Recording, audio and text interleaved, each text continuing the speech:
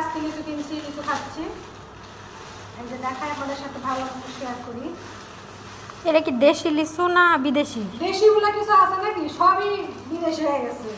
দেশি কি বিদেশি জানি না। এখানে 100টা লিচু আছে, 100টার মধ্যে আমি মানে 4টে খাইছি। গাইস লিচুগুলো দেখেন, সাইজ দেখেন, মানে কি সুন্দর। আজকে প্রথম আমরা লিচু কিনছি, মানে এর আগে একবার লিচু কিনা হয়নি, কারণ ওগুলো পুষ্ট ছিল না। তো লিচুগুলো কেমন হয়েছে অবশ্যই দেখেন।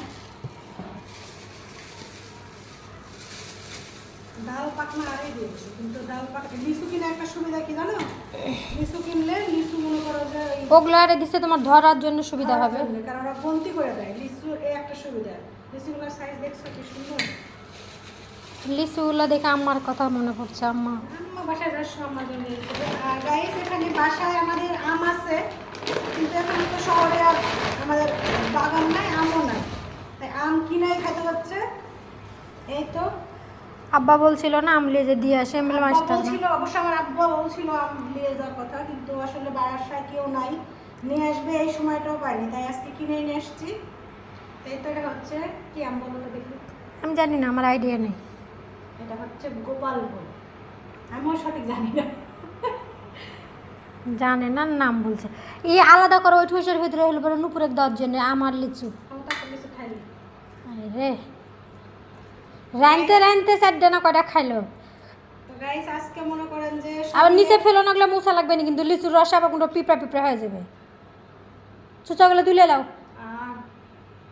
শেষ আর লিচুর চুচা তুলে লাও। ওই কিরে কিরে, লিচু লিচু মধু মধু, নিচের রস ফেলো না রে, পিঁপড়া পিঁপড়া। ওইটার ভিতরে আমার কয়েকটা লিচু একবার প্যাকেট করে দাও। ওই কাগজটার ভিতরে আগে লাও, ওটা ছিঁড়ে যাবে না, হলো কাগজটাতে লাও। হ্যাঁ তো গাইস লিচুগুলো অনেক টেস্টি আছে। লিচু অবশ্য বললো যে আপনারা নিয়ে যান, অনেক ভালো হবে। তো অরিজিনালি লিচু একটা ধন্যবাদ।